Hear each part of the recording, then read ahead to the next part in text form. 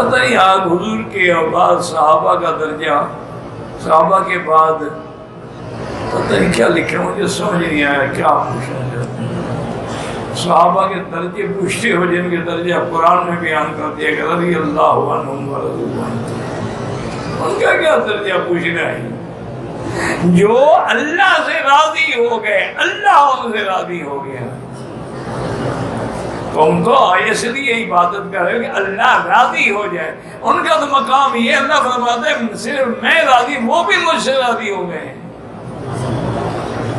اتنے بڑے مقام کے بعد بھی تم مقام پوچھتے پھر رہے ہو، لکڑی لے کے وزن کر رہے ہو۔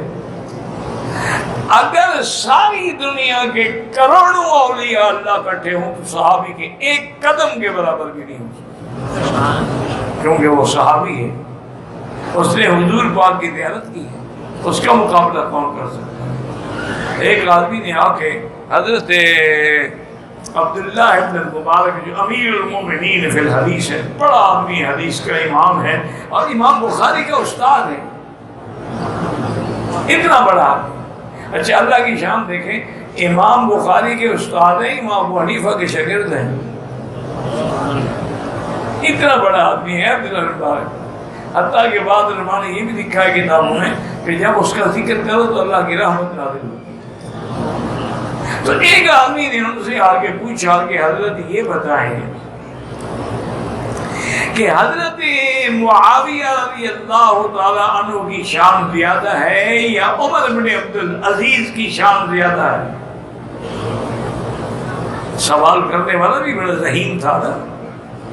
ادھر صحابہ میں خلفاء کے آخری بندے کا نام لیا اور تابعین میں سب سے پہلے نمبر کا نام لیا حضرت عمر بن عبدالعزیز کا، جو ثانی عمر کے لقب سے مشہور تھے۔ اللہ نے دیکھا اور فرمایا بھائی حقا، فرمایا تیری ہلاکت ہو، کیا کہہ رہے ہو؟